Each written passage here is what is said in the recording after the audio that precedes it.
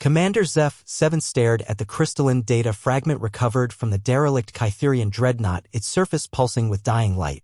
The ancient vessel had been drifting in the void for 3,000 years, a monument to a civilization that had once ruled half the galaxy.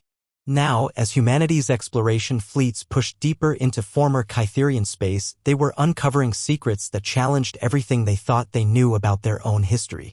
"The translation is complete, Commander," reported Dr. Sarachin, her voice tight with disbelief. "You need to see this." The holographic display materialized between them, showing the final logs of Admiral Kethmorvain, last Supreme Commander of the Kytherian Defense Fleet. The alien's 4 eyes blazed with desperate intensity as the translation algorithms converted his dying words into human speech. "To whoever finds this record," the Admiral's voice echoed through the bridge, distorted by age and quantum decay, "know that we underestimated them completely.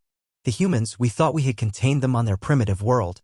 We believed the quantum barriers we erected around their solar system were impenetrable. We were wrong." Zeph-7 exchanged glances with his science officer. The soul barrier, humanity had always believed it to be a natural phenomenon, a quirk of space-time that had kept them isolated until they developed quantum tunneling technology 50 years ago. The Admiral's image flickered, data corruption eating at the edges. They weren't trapped. They were preparing. Building. The energy signatures we detected weren't attempts to escape, they were constructing something vast beneath our perception. When they finally emerged, it wasn't with ships or weapons as we understood them. Dr. Chen paused the playback. "Commander, according to this timestamp, this log was recorded just 3 days before the complete collapse of the Kytherian Empire. Every planet, every fleet gone within a week. Continue the playback." The Admiral's desperate voice resumed. "They came not as conquerors but as gardeners. Yes, that's the closest translation. They moved through our space with casual efficiency, dismantling our reality anchors, collapsing our dimensional weapons. But they weren't destroying us, they were cleaning up, removing what they called contamination from their garden."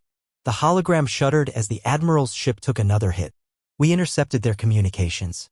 They spoke of Earth not as a prison but as a nursery. They had been growing something there. Evolving it. The barriers we thought we built to contain them, they had allowed us to build them. They wanted to be left alone to complete their work." Zeph-7 felt ice form in his stomach. "What work?" As if responding to his question, the Admiral continued. "The humans we fought weren't their military.